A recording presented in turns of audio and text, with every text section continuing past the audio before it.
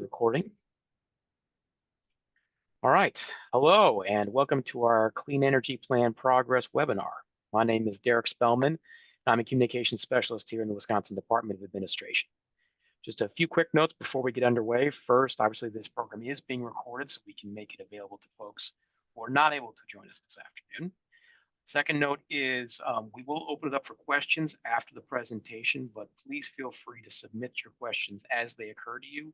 You can just drop them in the chat, and then we'll take them up when we reach the Q&A portion of the program. Some of you did actually pose some questions when you registered. We'll also plan to take those up when we get to the Q&A portion of the program.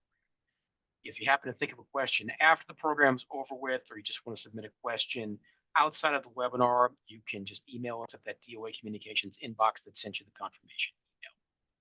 And then just a final programming note is that sometimes this comes up. Yes, we do plan to email out a copy of the presentation and the recording at the conclusion of today's webinar. So, with all that and no further ado, we'll go ahead and get started. Today, we're pleased to welcome Maria Redmond, Director of our Office of Sustainability and Clean Energy, who's going to tell us about our most recent clean energy plan and a lot more. So, Maria, welcome. Thanks for joining us today.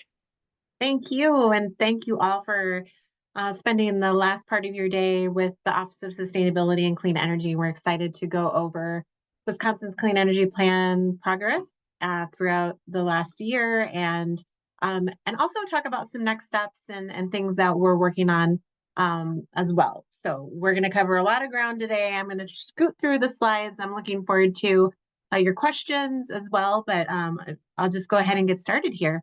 So I have a slight delay, I think. Hold on one sec. There we go. All right, so in 2019, the governor created the Office of Sustainability and Clean Energy via Executive Order 38.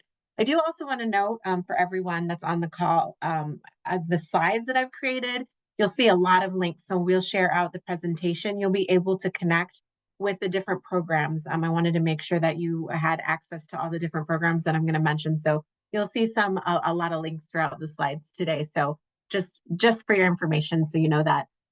So I do link to Executive Order 38, so you can take a look at that. But really, the idea was that the state doesn't have a Department of Energy or Department of Climate or anything like that, but the governor recognized that the state needed to have some coordination as it relates to climate and clean energy and sustainability. And so created this office to really focus on leading the state's transition to 100% carbon-free electricity consumed in the state by 2050, and also to helping Wisconsin have a lead role in fulfilling the carbon reduction goals of the 2015 Paris Climate Accord. We know that we contribute to global emissions, and Wisconsin wants to have a role in reducing those emissions and really focusing on what Wisconsin can do. So we are central to energy programs and policies in the state. We conduct a lot of climate and clean energy outreach. That's one of the reasons why we're here today, is to talk about the things that we're working on, all of the great successes we've had in the state, but also making sure that we have cross-agency coordination and provide funding, technical assistance, and support on all of the funding that's available federally, philanthropically, statewide, and also leading on grant programs and just being a central source for a lot of this work and connecting the dots. You'll hear our governor say that a lot about connecting the dots, and that's really important and what our office does.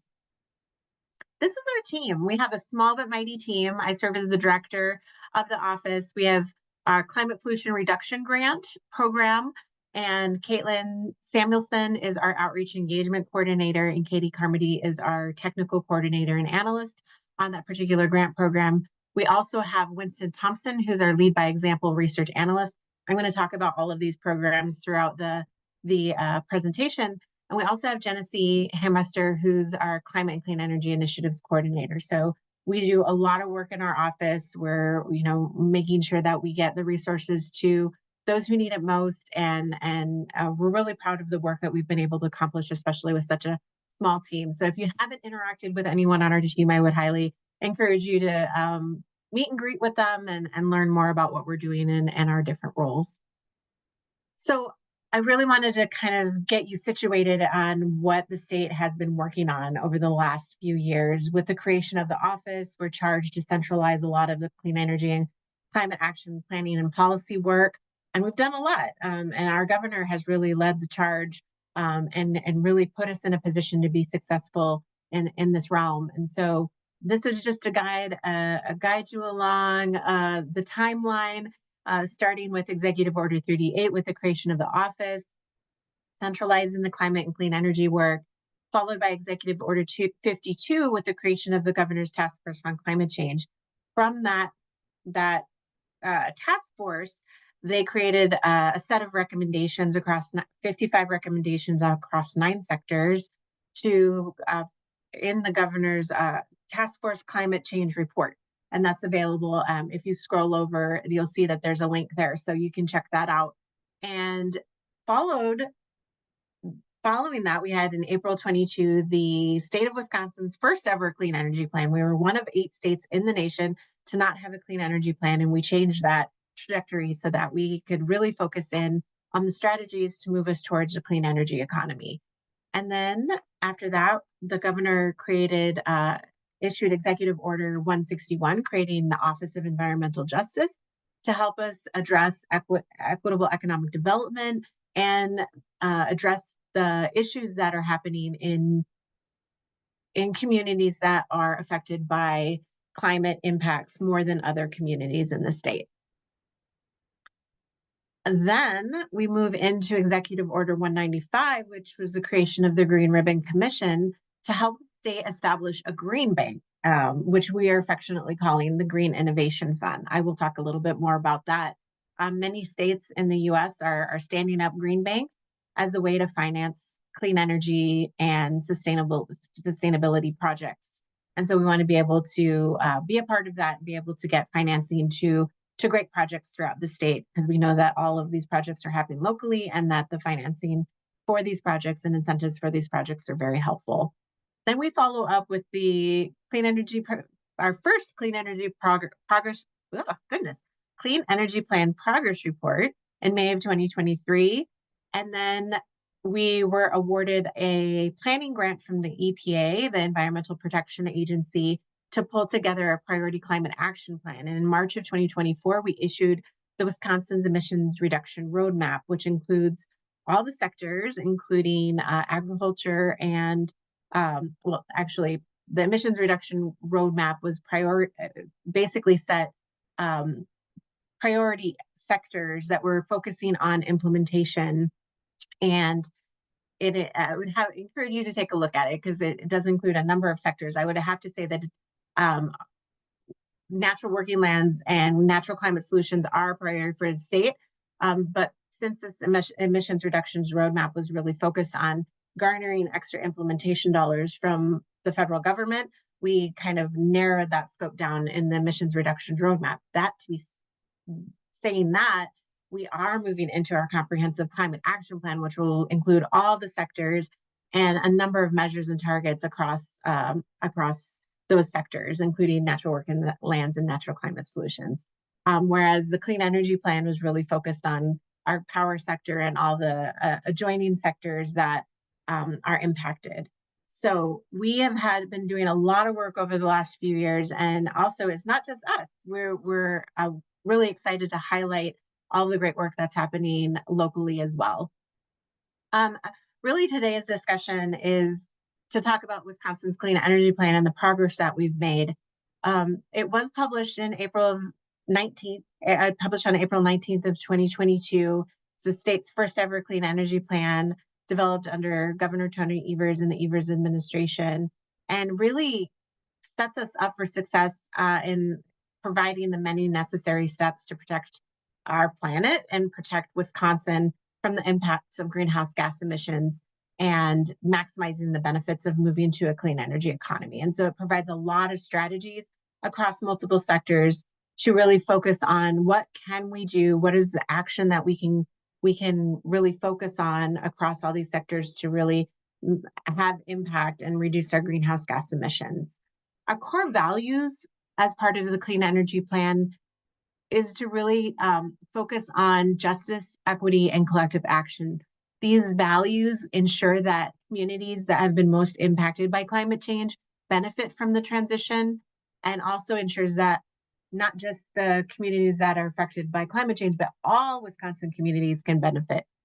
So we want to just make sure that we're focusing in on that. Also, we're going to be stronger and more successful when all communities have access to a clean environment and economic opportunity. And implementing the work outlined in the clean energy plan really requires collective action. The state isn't going to do everything on its own. Utilities aren't going to do everything on their own. Local governments, we all have to work together. So it's really a collective body of government, industry, private sector, nonprofit, and other large systems to bear responsibility for doing this work. And so as the state continues to go on this path of clean, reliable, and affordable energy, we are focusing on four key pathways: accelerating clean energy technology deployment by increasing project funding options, investing in infrastructure, setting new emission goals, expanding state energy resources for generation, promoting technology innovation, and equitably expanding clean energy and leveraging existing policies and programs. Also, maximizing energy efficiency. We want to reduce the demand of energy and keep those dollars here in the state. So, making sure that we're reducing energy waste, creating jobs, saving consumers money and on energy costs. Also, modernizing buildings and industry by addressing building codes, supporting electrification, expanding funding, and supporting industry and businesses in their transition. And innovating in transportation by supporting the transition to low to no emission vehicles, expanding our refueling options in the state, and increasing planning and increased options for moving people around the state in a sustainable way. So, in addition to these core values and these pathways, woven within all of this are ensuring that we're prioritizing health equity, environmental justice, and equitable economic development. Also making sure that as we're moving programs forward, that we're keeping track of workforce development and a just transition for those who are transitioning out of a traditional fossil fuel jobs into something new, and ensuring that those members of our community are taken care of and getting into great career pathways. And then accelerating government-led efforts, making sure we're not talking the talk, but we're also walking the walk, right? Making sure that we're leading by example. And so we're going to cover a lot of that today of some of the great things that the state is doing. Now, mind you, I can't read the entire Clean Energy Plan Progress Report to you. I encourage you to take a look at it. What I did was extracted out a bunch of highlights for you to see, and some of the things we're particularly proud of, but we're really proud of everything in the progress report. So we'd encourage you to take a look at it. And for those of you who have projects that maybe aren't highlighted, I just couldn't fit it all into one presentation. So I'm just going to go through each of the pathways and just highlight a few things. So Wisconsin's, as I mentioned before, we have a goal of 100% carbon-free electricity consumed by 2050, outlined in Executive Order 38. With increased electrification of buildings, electrification of transportation and industry, decarbonization of the power sector is going to be super necessary to support economy-wide emissions reductions. So deploying clean energy really requires a multifaceted effort from multiple stakeholders, including utilities, renewable energy developers, governments, and other partners. And what I've highlighted here is some of the financial support that we've provided to, the state has provided to different organizations. So one, we've received a $3 million grant, a climate action planning grant through the U.S. Environmental Protection Agency, and that's helped us to be able to support education and outreach. Has helped us to kind of organize around clean energy jobs, job training opportunities, energy resilience, achieving justice priorities, and elevating this work and supporting our disadvantaged communities that have really been affected and throughout history with climate change and not being engaged in processes in the state. So we were really excited to be able to deploy more climate action planning at a local level through this program. Also, our Public Service Commission of Wisconsin has through their Wisconsin Office of Energy Innovation, has been very supportive of energy planning and implementation projects. Last year alone, providing 7.8 million for 28 projects throughout the state. And also, they're going to be core to a lot of the federal funding programs. We have this just unprecedented opportunity now with federal funding coming through the state through the President Biden's bipartisan infrastructure law and the Inflation Reduction Act, and they will be managing a lot of those programs. So if you're not synced up with the Public Service Commission's Office of Energy Innovation, I would just highly recommend you get connected with them. They're going to have nearly $200 million made available through rebates and grants and things like that. So would encourage you to check them out. And I just discovered how to scroll through my slides very quickly. So sorry about that. Also, Wisconsin Economic Development Corp is centralizing and leading the establishment of the first green bank for the state, or as we're calling the Green Innovation Fund, to help with financing of projects. And last year, the Wisconsin Economic Development Corp was awarded $62.4 million for a Solar for All program from the Environmental Protection Agency to help fund solar systems for low and moderate income households. So they're developing that program as well, and would encourage you to connect with them on that program. Also, we have some great technology deployment in the state, and I just wanted to focus in on the microgrid and mini grid. Microgrid being the small microgrids to help build resiliency. A lot of times it'll incorporate solar, electric vehicle charging, and mini grid is in between, slightly larger than a microgrid, but not the main grid. And we have a couple of projects up north that are really exciting. The Resilience and Prosperity in Rural Northern Wisconsin, OSCE, Office of Sustainability and Clean Energy, is centralizing the work on that with partnership with Bayfield County, Red Cliff Band of Lake Superior, Chippewa, and a number of other partners, including our Wisconsin Economic Development Office of Rural Prosperity.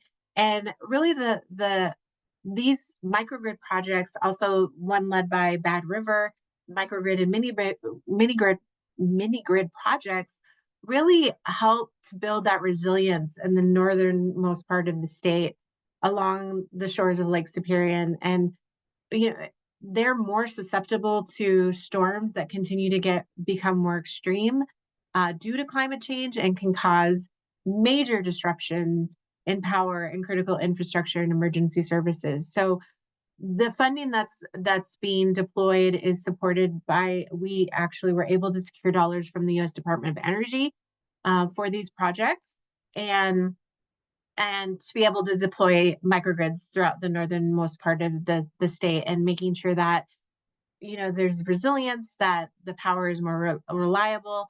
Also, there's an opportunity for workforce development and making sure that our state is keeping money here in the state and being able to produce the energy here, but also with the participation and the leadership of our tribal nations, it also helps to honor our tribal principles of the seventh generation, which holds that decisions that we make today should really result in a more sustainable world 7 generations into the future. And so these are great projects. If you want more information, I've linked them, and certainly would welcome more discussion on these projects if you're interested.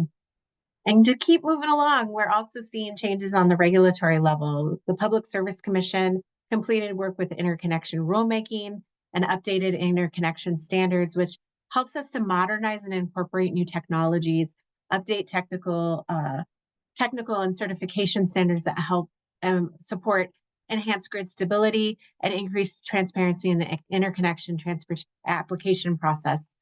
Also, in March 2024, the PSC initiated further action to create consistency in utility net metering and parallel generation policies that remove solar development barriers and accelerate solar adoption. The updated scope may include conducting cost-benefit analysis and value of solar studies, assessing the viability of traditional net metering, and evaluating rate designs and incentive structures. for parallel generation customers that would support non-discriminatory costs of service based on rates. And so these actions are helpful to deploy solar throughout the state and renewable energy throughout the state. And then our Department of Natural Resources also continue to focus on maximizing the co-benefits of financial value of agriculture clean energy projects.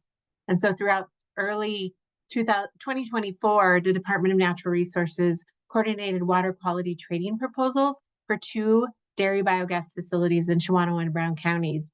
And these projects use phosphorus credits generated by reducing agricultural runoff to comply with effluent limits and for new manure digesters. So it helps address an environmental issue while also deploying clean energy. So we're super excited about that project as well. One of the things we also like to highlight are success stories. So I'm going through the clean energy plan, but we like to talk about the stories, the local impact.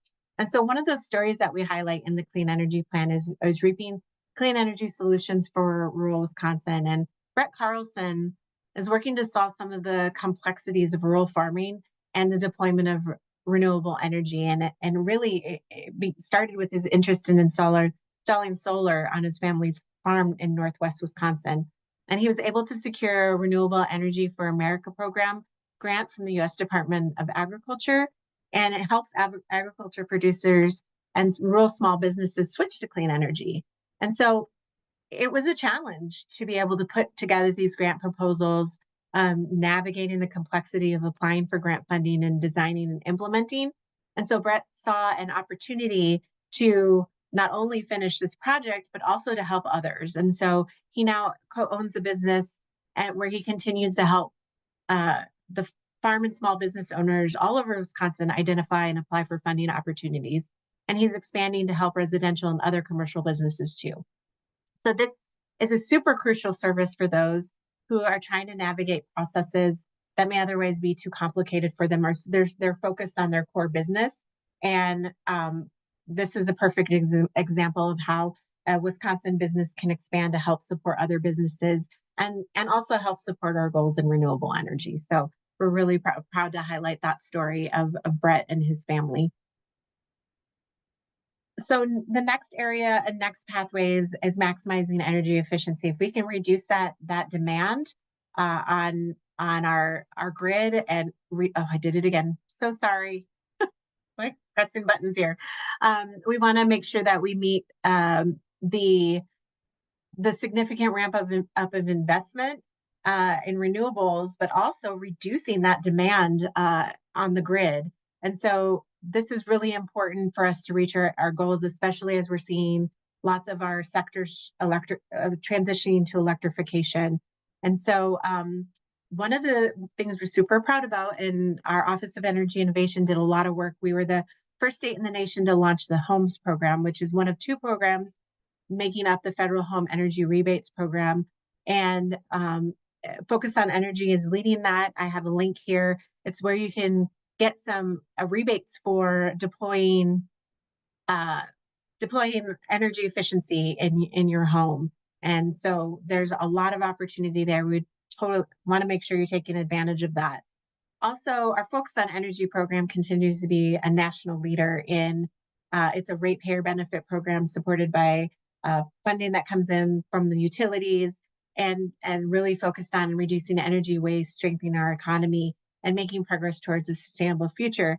Focus on Energy returns 3.75 to Wisconsin's economy for every dollar invested. So overall energy savings in the state increased 22.5% in 2023 and has helped businesses and residents save 7.5 billion life cycle kilowatt hours and more than 390 million life cycle therms, which is enough energy to power almost 1 million homes annually. So that's a really big deal. And if you're not taking advantage of Focus on Energy, definitely would want to check that out. We're really proud of this program and the ability to avoid generating millions of tons of CO2 equivalents in the state by reducing our energy consumption and reducing that demand for energy generation.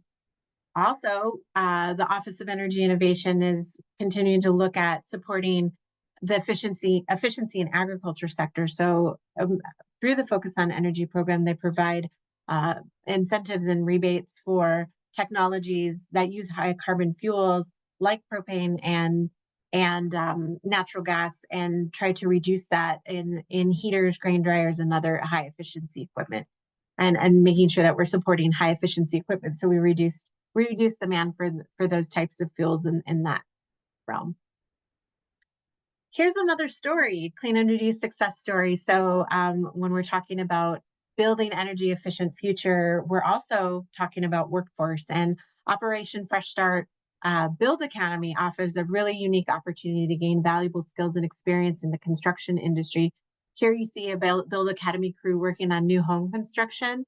And this program offers paid, full-time, hands-on, and is designed for individuals between the ages of 18 and 24. And participants train alongside industry professionals, and they learn standards of craftsmanship while building their professional networks.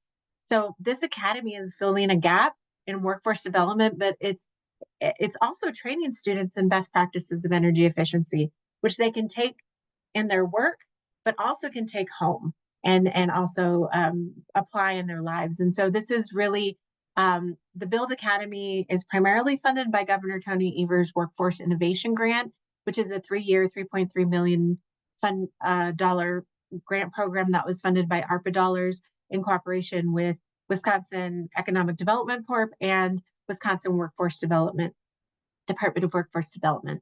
So it's a really exciting program, and just again highlighting these great stories is part of the work that we do. All right, so modernizing building industry is another pathway, and direct emissions from commercial and residential buildings are primarily the result. Space heating, cooling, water heating, electronics, lighting, and other needs. And these direct emissions are distinct from indirect emissions associated with electricity generation. That's why we parse out the modernizing buildings and industry. This is after electricity generation, transportation, and agriculture. Buildings are actually Wisconsin's 4th largest emitting sector. So we want to make sure that we're addressing emissions directly coming from these buildings. So in 2023 and early 2024, the Department of Safety and Professional Services launched a Wisconsin Advisory Council on Building Sustainability. And this council met 4 times and considered topics on building performance standard, zero carbon building policies, and commercially property assessed clean energy, known as CPACE, and discussed administrative rules, plumbing code updates, commercial building code comprehensive updates, and really is a resource for rulemaking projects, and is is really going to be focusing on residential building codes in 2024 and helping to be a technical resource for the Uniform Dwelling Code Council as they're proceeding with rulemaking and providing that technical expertise. Also, we have and at UW Milwaukee, we have an industrial assessment center that offers free energy, productivity, and waste assessments for Wisconsin's small and medium-sized industrial facilities. And they partner with Focus on Energy. Last year, they partnered with Focus on Energy and We Energies to complete 31 assessments. And they identified annual savings of 1.4 million, 9.3 million kilowatts of electricity, and 57,000 metric tons of natural gas, and 13,000 metric tons of GHG reductions per year. So it's a great program. If you're not linked in with that one, that's another great program to connect with. And another pathway is innovating transportation. I did mention that transportation sector is one of our top emitting sectors. It is the direct output for combustion of fossil fuels used to power vehicles, cars, buses, trucks, off-road vehicles, also commercial aircraft, boats, rail, all contribute to transportation and use emissions. And so strategies that avoid or reduce the state's dependence on fossil fuel are really critical for creating a clean, resilient transportation system. And so we're especially proud. The governor signed historical legislation enabling Wisconsin Department of Transportation to receive and administer approximately 78 million in federal funding to bolster state's EV infrastructure throughout the state. And on May 23rd, Wisconsin Department of Transportation awarded 23.3 million to support private industry construction of charging stations across the state. And those selected applicants included fuel retailers, hotels, restaurants, 2 tribal nations. 13 of the selected sites are going to be installed in disadvantaged communities. Also, we are participating with state of Wisconsin's participating in 2 hydrogen hubs, regional hydrogen hubs, the Heartland Hydrogen Hub and the Midwest Hydrogen Hub, where those are 2 of 7 hubs selected throughout the US, where we are interested in the incorporation of clean hydrogen as a potential to significantly reduce carbon emissions in medium and heavy duty trucking industry. Also, Wisconsin DOT is leading on Wisconsin carbon reduction strategy to reduce transportation emissions. And we also, Wisconsin's actively participating in the US EPA Clean School Bus Program. Wisconsin's most recent awards in the most recent round, we included 22 school districts covering 86 vehicles, primarily EVs, some propane vehicles as well. They are considered a low carbon fuel, cleaner burning fuel, with just over 22.8 million in awards to the state and to school districts and busing companies for deployment of these vehicles. There's a new round open, so if you're interested in the Clean School Bus Program, there's a new round open, and happy to share that information with you along. If you're interested, just let us know and we can pass that information along. Okay, so I had mentioned that incorporated in all of our strategies is really focusing on health equity, environmental justice, and equitable economic development. And we know that too many communities have been left out of conversation when we're transitioning our country's energy system to clean energy. And to mitigate the damage caused by climate change, we need to make sure communities are involved and that they are involved in decision making on technologies, jobs, financial and health impacts. And so we know, for example, maximizing energy efficiency reduces energy costs for individuals and families and communities, especially with those with low to moderate incomes. And we want to make sure that all families in the state benefit from this. And so the Department of Administration, through executive order by Governor Evers, Executive Order 161, it hired the first director for the state's first ever Office of Environmental Justice. And I'm going to call her out because she's on the call right now. Katie Rosenberg is here, and she's working to organize the work in that office and making sure that we develop a framework and strategy for addressing environmental justice work across the administration and in our communities. Also, the Office of Sustainability and Clean Energy launched the Wisconsin Climate Action Navigators Initiative.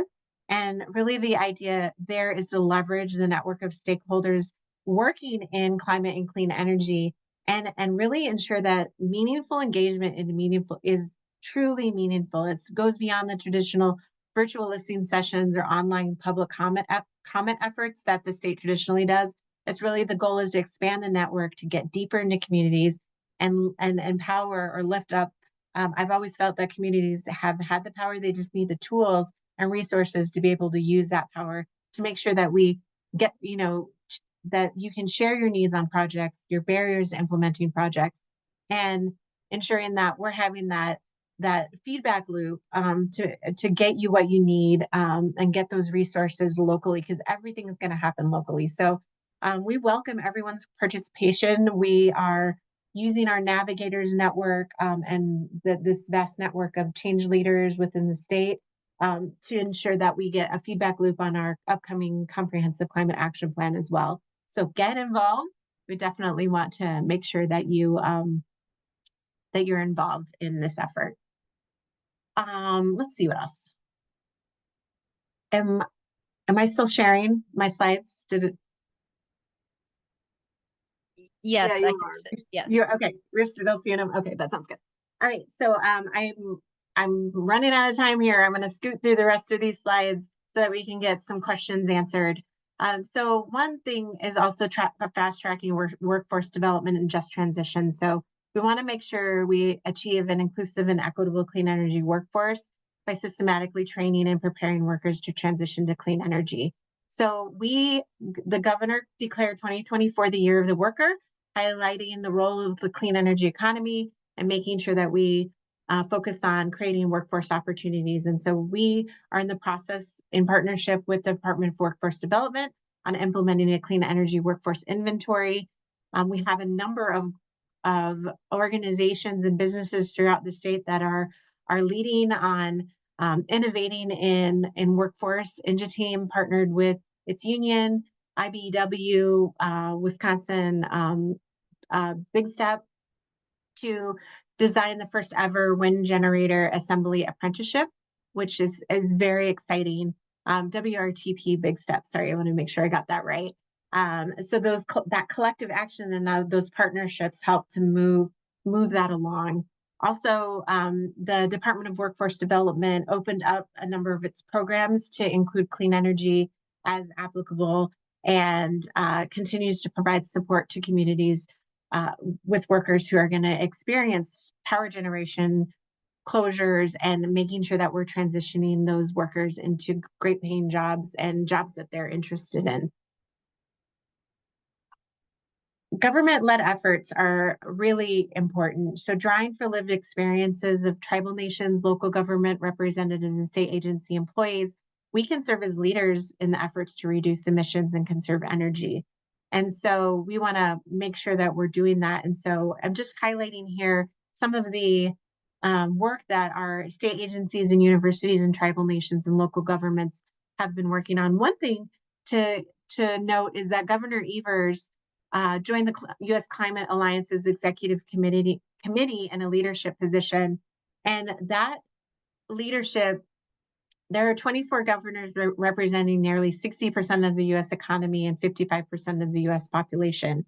And the Alliance is really committed to securing a net zero future. So we're working across states to ensure that we're leading and achieving the goals of the 2015 Paris Climate Agreement, but also looking locally.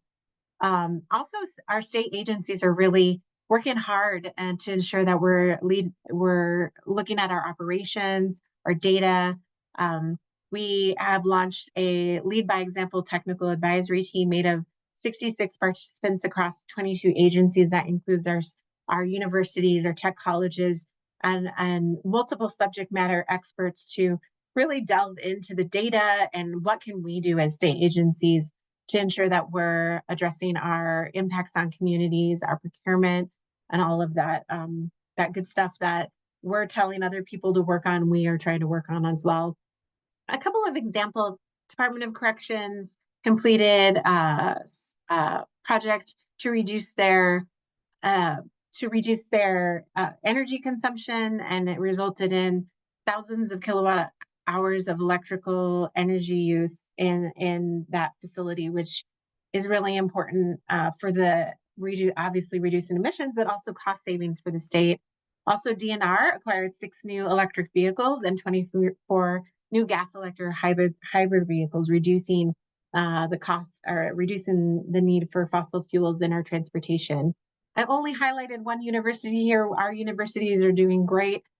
We had a number of universities that installed solar and implemented energy efficiency, did a lot of planning. UW Stout, for example, installed a PV system, a PV solar system, totally 400 kilowatts on rooftops of their general service building in Jarvis Hall, which is helping them to reduce their carbon footprint, but also helping to provide locally produced energy generation. Our tribal nations are doing great work throughout this. They're doing great work throughout the state. I have a couple highlighted here where they're encouraging tribal homeowners to install high efficiency appliances. Our Red Cliff Band of Lake Superior, Chippewa, launched a tribal solar gap project and hired an energy specialist to help facilitate projects and to help. And highlighted here is their solar on their early childhood center. Our local governments have always accelerated efforts to deploy and implement energy efficiency and many Wisconsin cities and communities are leading in climate action, clean energy, installing solar, and especially in rural areas, being leaders in the country, powering our state by 100%. The percent renewable energy. Green Bay completed their comprehensive clean energy plan, and we link up with all of the local clean energy plans to make sure we're in alignment. And City of La Crosse funding energy efficiency for up to 500 homes. So our local governments are just doing great work.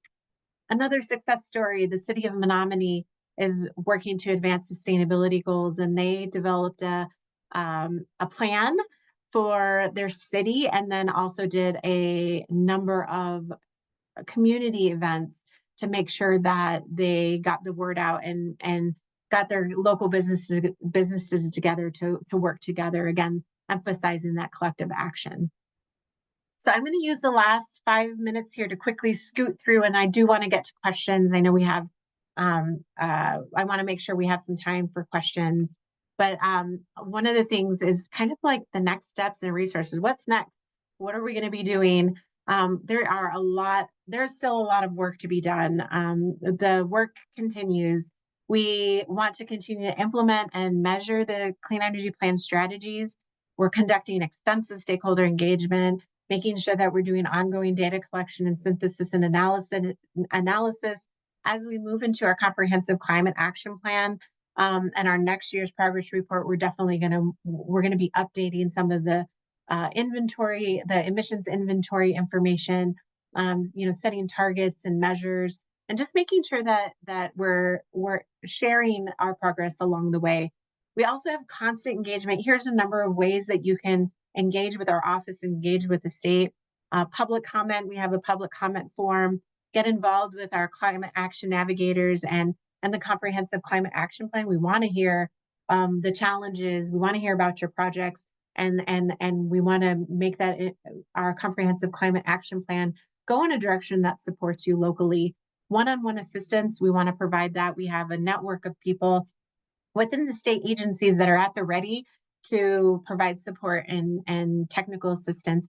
Also sign up for a new newsletter. The state, our office had just created a new newsletter, and we want to be able to share resources out with you. Also securing resources for all of these projects, financial and technical assistance, and then continue to advise and be engaged with all the work that's happening in this space. And many of you are probably asking, okay, well, all this great work is happening. What can I do, like as a business in the state or an organization? So I've highlighted a few resources here in this presentation, and at the end I have a lot of links. I'm not going to go through them all, but one is Focus on Energy. Focus on Energy has a lot of incentives and rebates. They're running the Homes program. Would really encourage you to take a look at that. I've provided a few links here. Really empowers people and businesses in the state to make smart energy decisions with enduring economic benefits. And so here's a couple of different examples. I'm just contacting them, getting them up to speed with your business and what you're working on. They can really help guide you along the way. The Office of Energy Innovation provides technical assistance through support and resources for planning and implementation. They have the Energy Innovation Grant Program, and as I had mentioned, they're going to be leading a number of grant programs, like around $200 million worth of grant and incentive programs. And so getting connected with them is I would say a very good place to start. Also, our Wisconsin Economic Development Corp. I had mentioned that they're launching the Green Innovation Fund. That was as a result of the creation of the Governor's Green Ribbon Commission on Clean Energy and Environmental Innovation. And we want to leverage public and private financing to invest in projects. We know that like the Inflation Reduction Act has a lot of tax incentives, but we also know that you're going to need funding up front to help support those projects. And so we're trying to figure out a way to make that happen through the Green Innovation Fund, and also leverage other funding programs. I have a number of funding programs listed here. Also, I just threw in here, I own a Wisconsin business. Whether your goal is to expand or reduce your energy consumption, WDC has a lot of resources, and would encourage you to check out their resources and check out the funding that they may have available to support your business along the way. even if it's not clean energy related. They're there to help support you. And then I'd be remiss if I didn't talk about the workforce opportunities. There's so much opportunity in workforce, and we're really excited about this. The governor through all this work, we're hoping to see well over 40,000 jobs in the clean energy sector created by 2030. And so all of these workforce opportunities are bubbling up and being supported through programs that are being deployed. And so the Inflation Reduction Act bipartisan infrastructure law funding that's coming is definitely centered on the with the program deployment. We also need to have the workforce associated with that. Solar for All is going to be a great opportunity as we're installing more solar. We're going to need solar installers. We're going to need maintenance and operation designer, like the folks that can come in, engineers, and across the whole plethora of job and workforce. We're going to need all of the above: program managers, accounting. I could go on and on. Home efficiency rebates, the same. If you're weatherizing a home or you're doing energy audits, we're going to need professionals to be able to complete that work. And then obviously our Wisconsin Electric Vehicle Infrastructure Program, we're deploying electric vehicle infrastructure across the state. And so we want to make sure that we have people that can do that. And so ramping up the workforce is a really important part of this. And so you have to start somewhere. This is the starting point for many of you. You might be in the middle of it in a project, but do you have an idea? Are you interested in specific technology, or saying, okay, I don't even know where to start? You just threw a lot at me. I want to, but I have other priorities. I have to run my farm. I have to run my business. We're here to help. I'm scared to act in case I'm criticized for doing this, or it's all about the money. Like, how much is it going to cost, and how do I fund this? Like, we're here for that. We're 100% here for that. So here's our contact information. I will leave it at that. I have a helpful bipartisan infrastructure law resources available to you, but I'm going to stop so that we can get to some questions. So I'll stop sharing and we can answer some questions now. Does that work? That does. Thank you so much, Marie. That was a really great presentation. So we've had a few questions submitted via chat. Looks like they've already been fielded in the chat. So I want to go ahead and take on some of the questions that we got during the registration process. Remember, while we're doing this, if you want, you can go ahead and drop additional questions into the chat. You also have the ability to unmute and unmute and turn on your camera. So first one that we got from the previous to the webinar is, well, bear with me as I look off screen. How can Wisconsin-based NGOs plug into learning from tribal leaders in Wisconsin?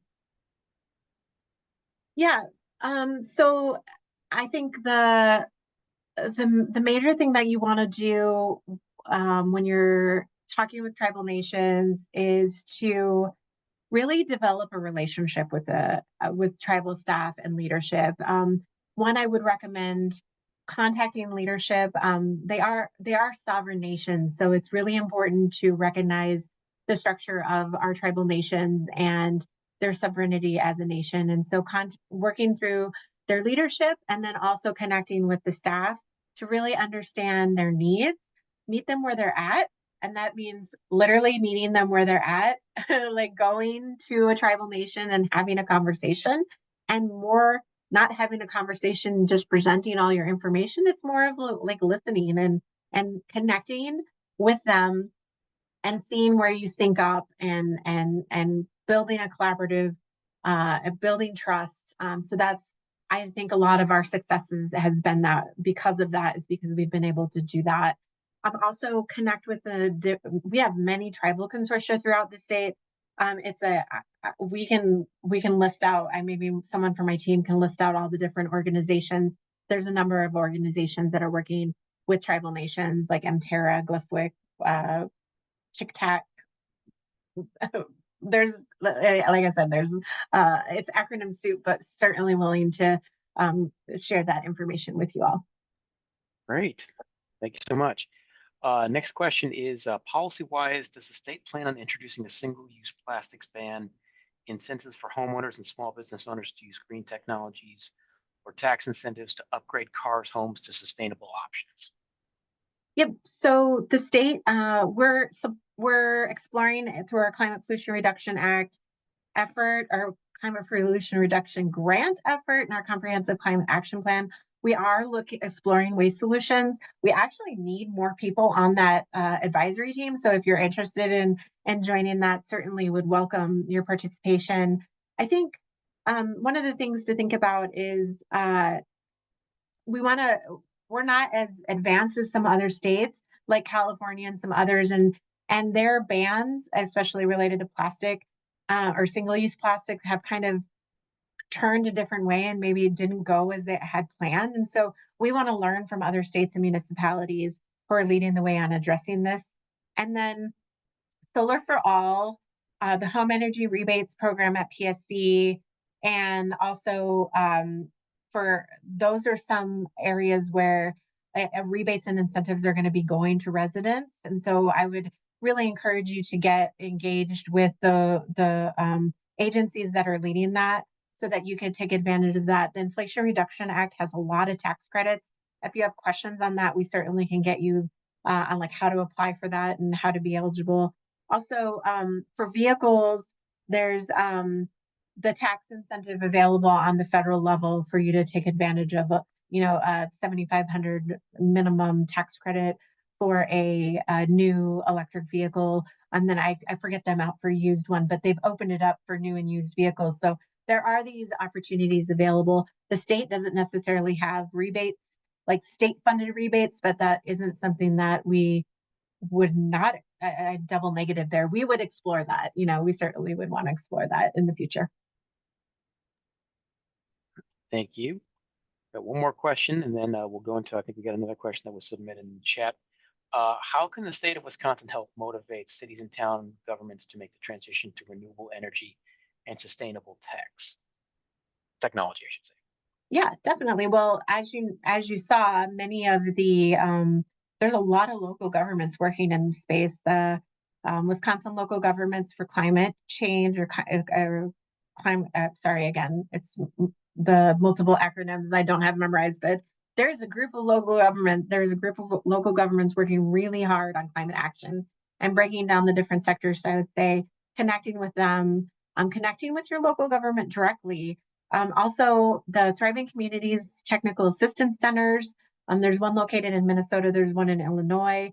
The state is participating in those. Our UW Extension is participating in that, and that's in coordination with a lot of local governments. Start somewhere, right? They might not be thinking about this as a priority item, but it could really be important when it relates to cost savings and keeping money here in the state. We also have DNR's Department of Natural Resources Green Tier program, legacy communities that really helps local governments navigate through greening up, and it covers a lot of ground, not just clean energy, but a lot of other sectors and topic areas. The Office of Energy Innovation, Focus on Energy has local government programs. So there's a lot of resources out there for local governments. And of course, you can contact our office. We definitely want to help where we can. Great, thank you for that. One question we got via the chat is, what state, private, and philanthropic funding is being leveraged via the governor's office and your office to support/fund Wisconsin-based climate NPOs?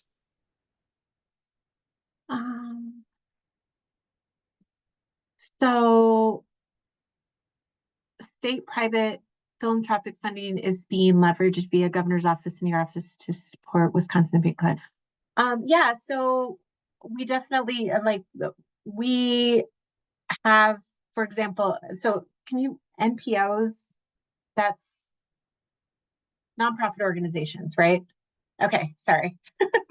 My brain was processing that. So the one thing we're doing, for example, is we're conducting a workforce inventory right now to understand what some nonprofit organizations are doing in workforce and like kind of how they're hiring, how they set up their programs. We're able to get some funding from the Joyce Foundation to complete that work. And so we're excited about doing that workforce inventory. That's an example of, getting philanthropic funding and being able to do a project. We're also looking at, there's limited state funding. I know that like the Energy Innovation Grant Program and some of the different grant programs that are available they'll certainly explore your project and see if there's an opportunity there for you. Also, the private funding, I think, we don't, the only private funding we take advantage of when we can is philanthropic funding, and it's usually geared towards a specific project. So like I can say like the workforce inventory is one example. But one thing we're trying to do, for example, with the Green Innovation Fund is to build a green bank that can kind of funnel in a lot of those dollars and be a central point for you and for nonprofit organization, residential, commercial, all of the above. So that's something that's sort of on the front end. We'd love to have it more evolved and more developed, but it is something that we're working on and hoping to get launched within the next few months. Hopefully that helps. Great, thank you. All right, so we've reached the end of the questions that we've received thus far. We do have a few minutes left, so if folks want to chime in with additional questions or observations, like I said, you can drop them in the chat, or you can go ahead and unmute yourself or turn your camera on, and you can pose your question verbally. So, I see Huda's question on, does the homes program include renters? I think probably connecting with Focus on Energy and looking at eligibility for that. I don't know the kind of the design details for that one, so certainly would recommend connecting there.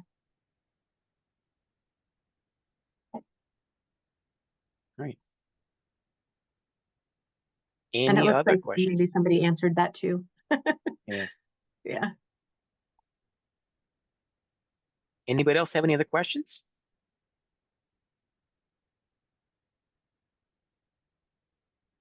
Going once, going twice. All right. We'll go ahead and wrap a couple minutes early then. Thank you everybody for taking time out today to join us for this program. And again, just as a final programming note, we will go ahead and email out a PDF version of the presentation with the hyperlinks. Probably look for it tomorrow in your inbox. If you think of any other questions, feel free to reach out to us. I think Maria's contact information in the presentation along with your team. You can also shoot us an email at that DOA Communications email address that we sent the confirmation emails through. So thanks again, everybody. Have a great day. Thank you.